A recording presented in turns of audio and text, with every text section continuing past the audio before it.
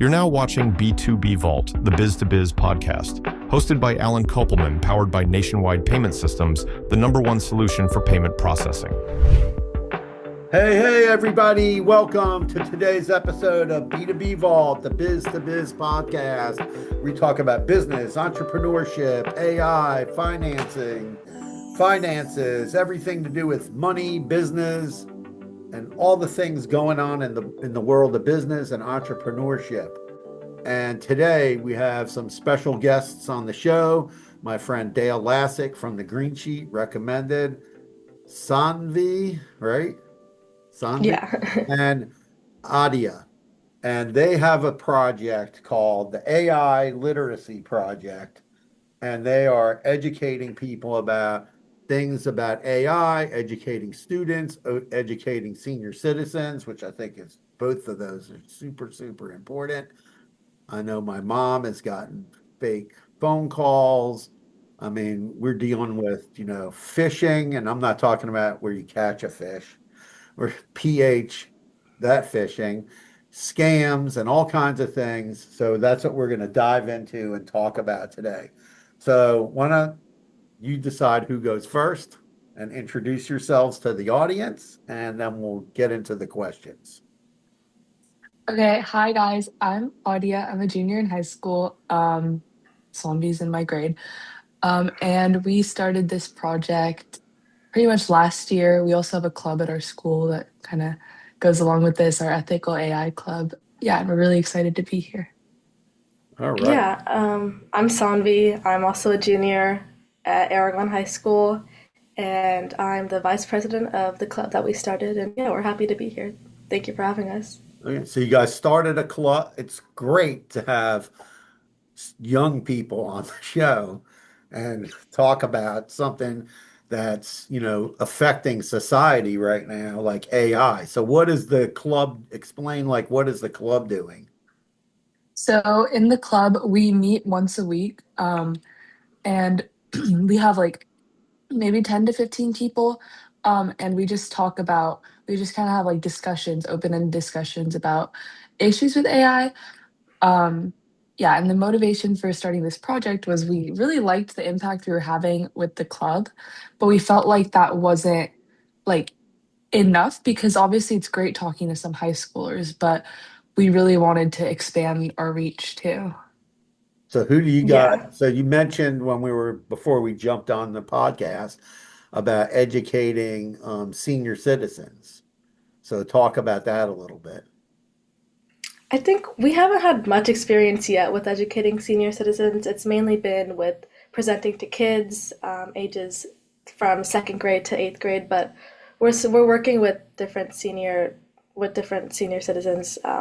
Yeah. We're So also yeah, we're trying working to with connect. We're working with our local police department because they have a program that they already run where they educate senior citizens about internet safety in general. And we're partnering with them so we can bring our AI aspect into that. Yeah, and we have a few scheduled, so we're really excited about. Oh, that's important. I was telling you guys, my mom gets like fake Yeah. telephone calls. Oh, I need send $500. Your grandson is in jail. My mom calls me. I'm like, on my cell phone, I'm like, no, just hang up on those people. Like, this is it's a scam. And, the scams today are costing people billions and billions of dollars. And, the targets of scams are usually young people and older people are the And biggest targets. it's like so hard to tell now too. It just these scams are so realistic. Yeah, so tell me, like, what's an AI scam that you guys have seen that's really upsetting? Okay. We both have younger sisters, so this isn't really like a scam, but my sister really likes to watch YouTube. And on her YouTube, she just like gets all these obviously fake videos, but she's 8 years old. So she sits here and she like believes them. Like there's one video where there's like a soap dispenser and then the bubbles like turned into some like tiny animal. I think it was a cat. And she was telling me, she was like, we need to get a soap dispenser like this. like, Uma, that's really clearly AI. But then she didn't even know what AI was when I said that. And she's like, how could it be fake? Like, it's a video. And we went back and forth for a bit. But yeah, like those types of Yeah. things happen a lot. I think so many kids just like don't really want to believe that it's fake because like they look so Yeah. real and then they're just so shocked when they're told that it's not real. And So it we creates wanted, like this magic for them. yeah. Yeah, it's definitely, I've made some AI videos with Sora. That's, the open AI thing. And I made a Yeah. video of my dog and I probably could, he's sitting and he's next to a rabbi and he's getting his bark mitzvah as a joke. And people thought they were like, oh, they said, who's that rabbi? And I was like, that's an AI video. Come on. Like, how are you guys getting faked out by this kind of stuff? And even has the Sora watermark there. So Oh it's, my God, yeah. people don't, there's a lot of upset with AI. Like even in my business, payment processing, we get companies that come to us.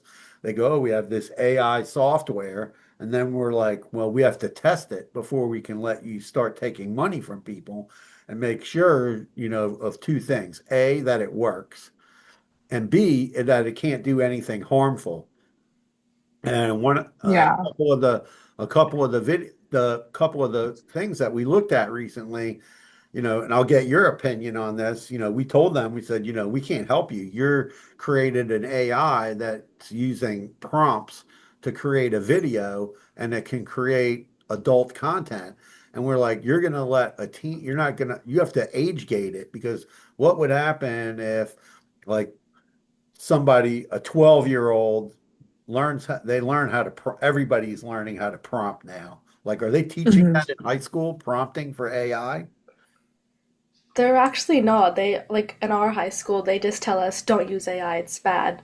I remember on an English essay, they just told us they made us write the whole thing in class because they didn't even trust us to write it at home because they thought that some of us might use AI, and it's such a real risk now. And I think a lot of teachers are just really scared of it.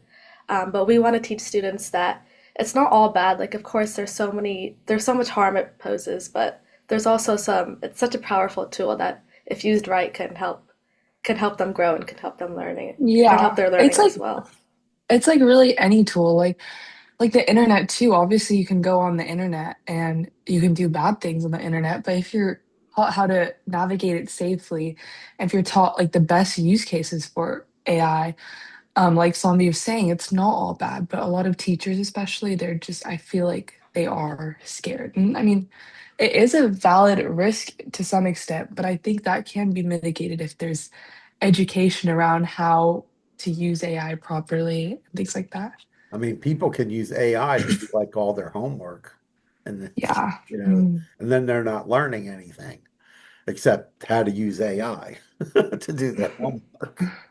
That would have been good for me. I was a horrible student. Oh my God. So, so, if I could have took my math homework and stuck it in I mean, chat. it's definitely great to like have a tool that's able to explain my homework to me because like I love my math teacher, but like I don't understand sometimes what he's explaining or I just zone out. So maybe that's my fault. But I like when I'm doing my homework, I'll be like, how do I do this problem? And then I'm like I get this personalized tool that's able to just help me and personalize the explanation to me, and it's really great. Yeah, it's literally just like a personal assistant, like available to use whenever we want. It can be really helpful sometimes when we don't really understand what's happening in school, even for us too. So Do you think that children, teenagers and even younger, you're saying like you have a younger sister, do you think that it's being overused by people, like asking it questions instead of asking your parents or asking your older sibling? And kids are going on these, everybody's got a phone now, right? Yeah. They can pretty much talk to it, just talk into the phone and then get an answer. Do you think it's being like overly used? I I think don't, I there's don't, oh sorry. sorry, go ahead, zombie. Yeah, I don't think so because I feel like a lot of kids, I mean, nowadays, they don't really know. They don't, like, at the most, they use ChatGPT or Gemini, and they don't really use it for much, just homework. But I don't think they have because it's still a relatively new thing. I don't think they have that much familiarity with it, But I even though it's think a good like amount. people our age, I feel like habits form a lot in middle school. This is what Somni and I were talking about the other day. Like elementary schoolers, it's like sure they use it, but we don't feel like that's like an issue at least yet. But with students that are like middle schoolers or AI came out when we were pretty much middle school or beginning of high school. And it's like some people in our class we feel like are like just really reliant on AI. Like they ask it to write like emails for them that they like 2 sentence emails they can write on their own, or they'll copy and paste the entire assignment from AI. So that's definitely a problem, but that's like a problem that can go away with taking away the stigma around AI because we're told that it's like this forbidden tool, and obviously that makes so many people just want to use it more. But yeah. So what kind of things are you like doing any educational things in school where you're talking to the other students besides the people in your club? Not in our school, but we've been going to like I mentioned, middle schools in our area, elementary schools. Yeah, and like we're trying to work with the superintendent of the district so we can have further reach. Yeah. Yeah, we've also gone to like a few different scout troops, this leadership organization for kids, and it's just our presentations are like tailored to our specific audiences. Like if we present to second or third graders, for example, we make it more kid friendly and easier to understand Mhm. with more graphics. But then we're presenting to middle schoolers, it's more a little bit more technical into like how AI works. Yeah, because I know there's like I get like these AI text messages. I'm sure they're from some sort of robot and they're trying to like get money out of me, or they ask like a question, hey, how are you? They try to like trick you into a conversation. And you know, it's not Mhm. a person. They don't have time to sit there and text 1,000 people, right? So somebody's programmed some kind of robot. So do you like warn people against like interacting with like phone numbers that they don't know and things like that? Yeah, we have a section in our presentations about like just safety, right? And we talk about the basics on internet in general, like not sharing personal information and stuff. But then we also have a specific thing about like AI related scams, so, like deep fake photos, videos, and like text messages that you can get, scam calls, things like that. So what do you advise like so give me an example of like a scam and what do you advise the people to do? One Um, thing Wait, sorry. You give one.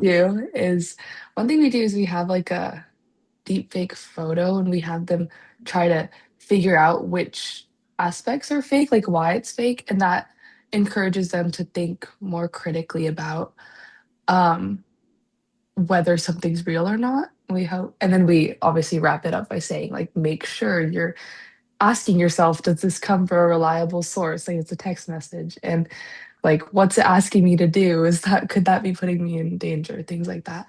Yeah, we also show like the younger kids. We tell them that yeah, AI can look real, but it's also if it looks too crazy to be true, it probably is. And we show them to look for clues like unnatural blinking or weird shadows and teach them that if they see consistent signs of that, then it's probably a deep fake.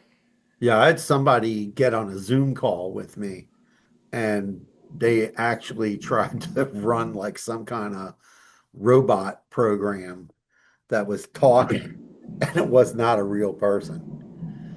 Like they were talking, but it was the robot in a different voice with a different picture. And I was like, what the heck is this? And I just said, you're a scammer. Like, get the hell away from me. I saw a video where there's like this guy and they asked him to put like 2 fingers in front of his face or something, and he's just refusing to do it because it was like an AI generated guy. Yeah, because I'll tell people yeah, that's what I did. I said, "Oh, wave to me like this," Oh and yeah, they, and they and can't. they couldn't do it. And I was like, "Yeah, this is some fake AI thing like the guy's like putting together." I don't know.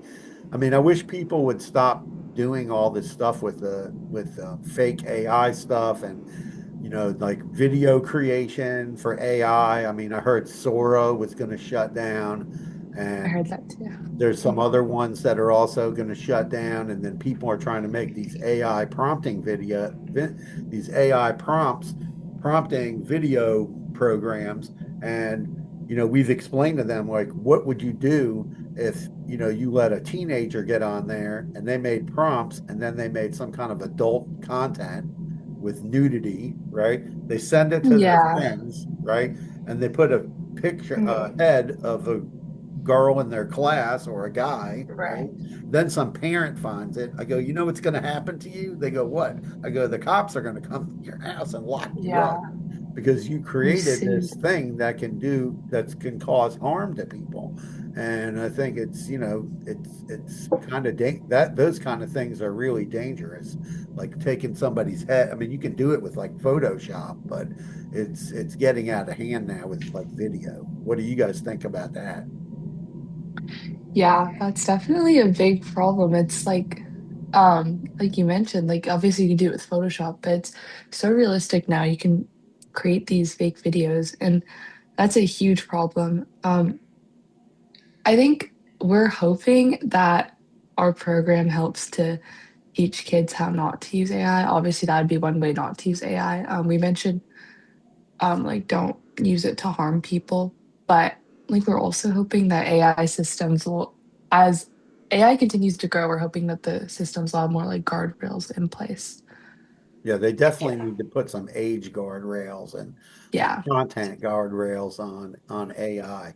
So like in the school, like to me, I'm out of high school a long time. So and so like in school, do you guys have classes like are they teaching you like how to code, computer programming, like what's going on with things like that? I mean, we only have really two classes about computer science. It's just an intro to computer science and then AP Computer Science A, but we don't really And have those, any classes about like AI or machine learning. And then the yeah, teachers, their mindset, it's all pretty similar. Just no, don't use AI at all, which is very discouraging for a lot of students. And then a lot of yeah. students like think that oh, AI is bad, and like we we don't want like especially at an early age if they're told that to not use AI, then they just think that AI is bad in all aspects, and we don't want them to develop that mindset either. What were you going to say, Ada? Oh, I was just gonna say, yeah. So, like Sonya's saying, we have two classes that actually offer anything to do with computer science coding, but those are also like optional. Like a lot of kids just don't end up taking it because that's not their field of interest. So we really aren't made aware of it at all. Do they teach like in high school like how to use like Microsoft programs like Excel and things like that, doing accounting work? None of that. No, my computer science teacher last year, when we were in that class, he like taught, or this year I'm his teacher's aide, and he like taught me how to use a spreadsheet for some things, but like no, not other than that. I really I think they think just like in expect us to know. I think in schools today, when I look at, kind of like skills that I had to learn as an adult, I mean, obviously it wasn't around when I was in high school in the 1970s. So, I could be probably your grandparents. So, I'm 65 and you guys are teenagers. So my kids are in their 30s. So, in school, when I look at like the future of what people need to learn, besides that, we have a shortage of in the trades of fixing things like air conditioners, plumbing, electricians, and things like that. A lot of those jobs require people to have a really strong understanding of math and science.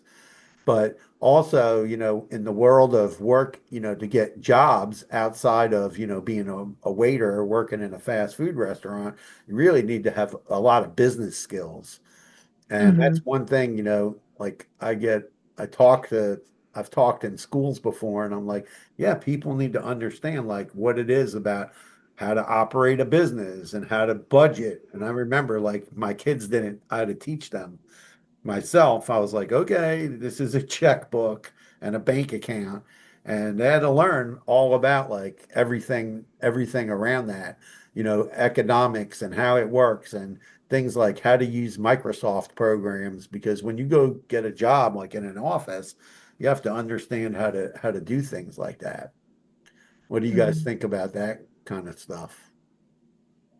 I think schools really are lacking in like a lot of real world skills that they're teaching us.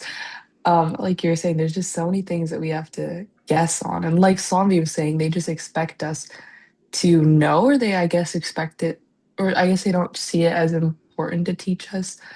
But I definitely think AI is one of those things that we can't avoid and not teach, especially as it's getting bigger. It like went from a few years ago being just this like completely out of this world, like something that didn't seem possible. And now it's just you search something on Google and you have an AI summary, and it's like growing so quickly, and it's only going to keep growing, and just it's already pretty much everywhere, but it's going to go to so many more places. It's important to not ignore it. So if you had to say one good thing that AI is doing to help you in your life, I'll let each of you answer. Tell me one good thing. I think for me, one good thing is AI is able to make um, concepts I have trouble with in school or like outside of school. If I ask AI to explain it, it's able to explain it in a way that makes sense to me, and I can ask follow-up questions. I think that's really good. It's helping me even my understanding with a lot of topics. Yeah, I think for me too, like finals and AP exams are coming up, and it's just been really good at helping me like creating study plans and study guides efficiently, and I feel like I'm actually like learning more and developing my skills. So I think I'm going like prepared for these AP exams and finals coming up. Well, yeah, definitely. I guess, more like self, like using it yourself is helping you learn Yeah. more, being more independent in your thinking to do that. So what's the most harmful thing besides fake videos and scams? What kind of harmful things do you see going on with AI that people watching this video, whether you're an adult or a teenager, right? What do you see as the one of the biggest dangers? I think the fact that it's like not right a lot of the times, but you want to believe it, it can just like just I was gonna say look you in the eye, but I guess you can't do that. But it can just like spit some straight like nonsense, and then it just tells you like, yeah, it's true. And sometimes I'll be like, can you double check that? It's like, yeah, I just double checked it. Oh, my bad, I was wrong. But it's like a lot of people don't ask it to double check. They don't try to verify the source, and then it's just spreading misinformation. Yeah, I think it's also like besides the misinformation, it's also easy to forget that it's not a human and that chatting it for it with a long time about like things that you might talk about with your friends, it's not really healthy. Like it's definitely not an alternative for talking with your friends, even if it is if even if it does provide you with a lot of useful information, you should still like take breaks, go outside, take a walk. Yeah. Yeah, when I was Yeah. a kid, that's all we did. We went outside. We came back in when it's time for dinner. We didn't have video games. So, what's and now you're in high school. So, what do you want to study in college, or what do you see like your what would be your like dream job? Like you go to college, you come out of college, and what is your dream job? And I'll just tell you a quick story. So I went to college, but I dropped out. I went and I became a chef, and I became an executive chef of a hotel, and then I started this worked in that field for over 20 years and then started a payments company in 2001. So for 25 years running a payments company and doing this podcast for a little over 3 years. And my daughter was going to go to college for chemistry. She changed to meteorology. And today, besides she's a big Caitlin Clark fan. I don't know if you know who that, the basketball player. We have her all over here in the podcast. Oh gosh. No, yeah, we're And, fans of basketball too. so my daughter's the chief meteorologist at CBS 2 Fox 28 in Cedar Rapids, Iowa, where she's on television every morning educating people, telling people what the forecast is going to be, and reporting on tornadoes and all kinds of crazy stuff. And my son, he's a general manager for PacSun at a clothing store. No, Whoa. Oh, wow. I'm sure you guys like PacSun, right? Yeah. Okay, you have to come to Florida, and he'll take care of you, get you the hook. But but what do you guys see like that like I made a big, second career change. My daughter switched from chemistry, which she did AP chemistry in high school, all of a sudden to go into journalism and meteorology. And she actually did a television program on the Discovery Channel 2 years ago. So what do you guys see in your future? What's coming up? Honestly, right now I'm thinking a lot about like college and I want to study something related to this. Like I've been interested in computer science and also with the rise of AI, like I want to find some sort of major that's able to like combine the two. Um, and then yeah, I don't know. Right now I'm like interning for a company and they specialize in deepfake detection. So something like that would definitely be interesting, but I'm not completely sure after college whether I Okay. want that to be my career. Yeah, you have to Yeah. think. My daughter, she used to love the weather when she was younger, and she liked. I even have a video of her when she was probably in elementary school at a local fair, and the TV station was there, and she got up in front of the green screen and had to do like a fake weather report. It was pretty funny.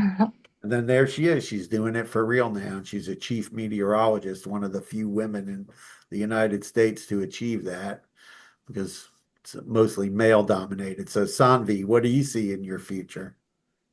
Yeah, just like Audia said, I'm also kind of like exploring my options, but I think I am really passionate about machine learning and AI and computer science, and I do want to do something like do something similar to building these AI systems.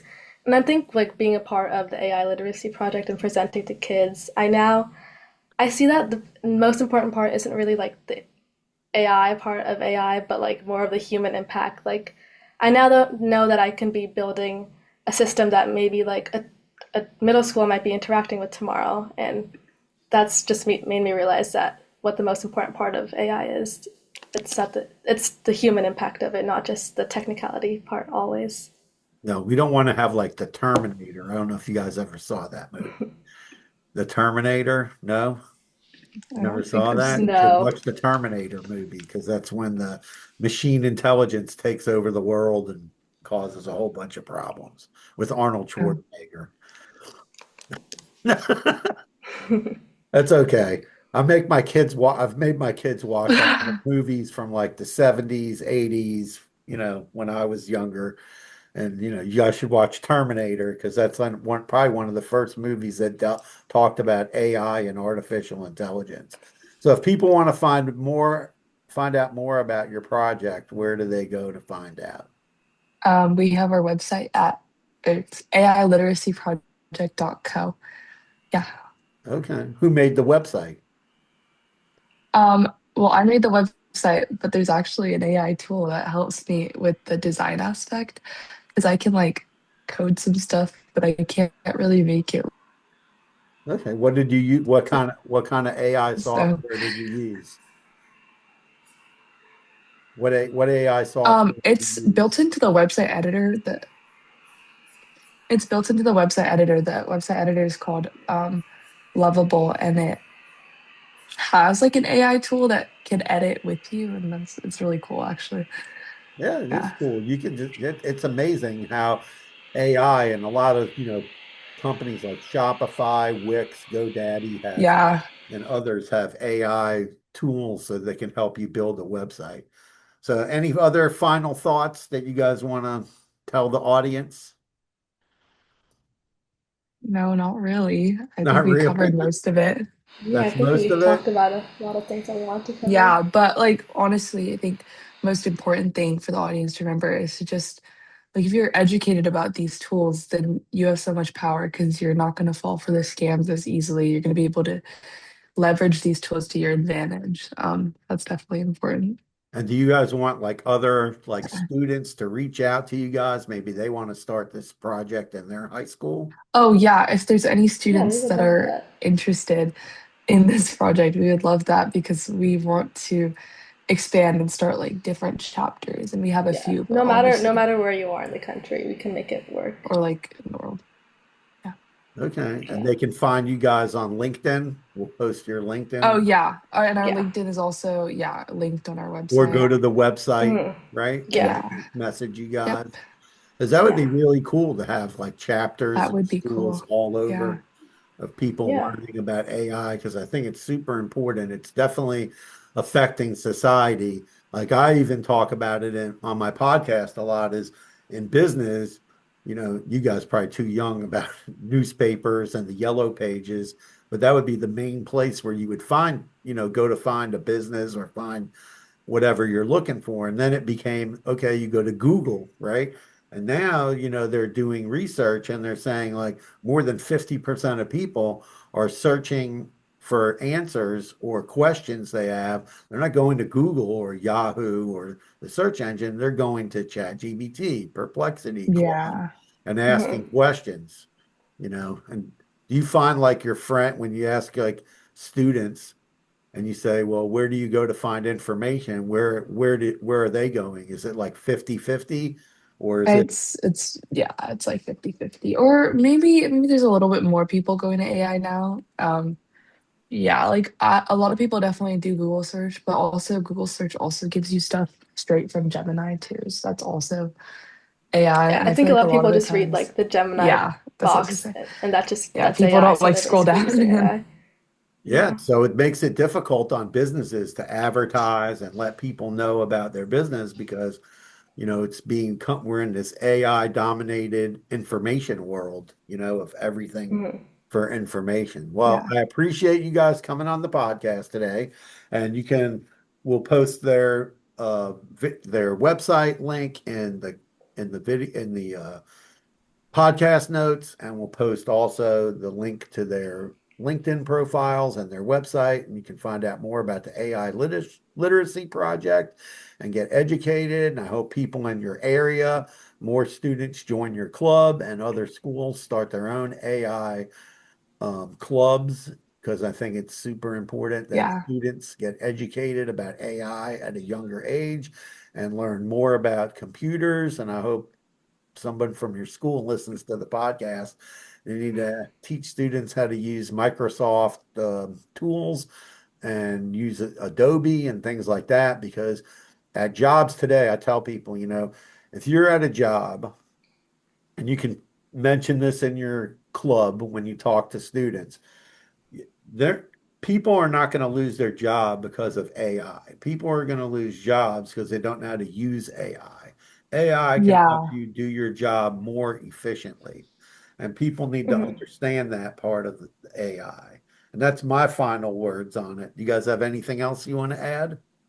No, I completely agree with what you just said. Yeah, it's not like people get like fear mongered into thinking that AI is just stealing their jobs, but really it honestly like creates more jobs and it lets you do more important things with your time because it saves time on those like small tasks. But yeah.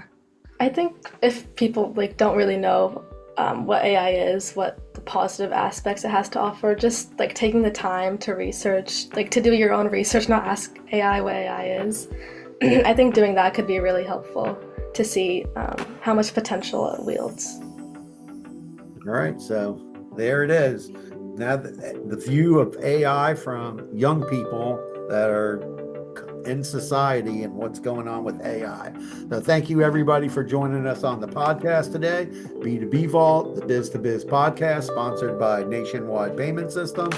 You can find more about Nationwide Payment Systems and the podcast on our website, nationwidepaymentsystems.com. Peace out, everybody, and carpe diem. Seize the day. And don't be scared of AI.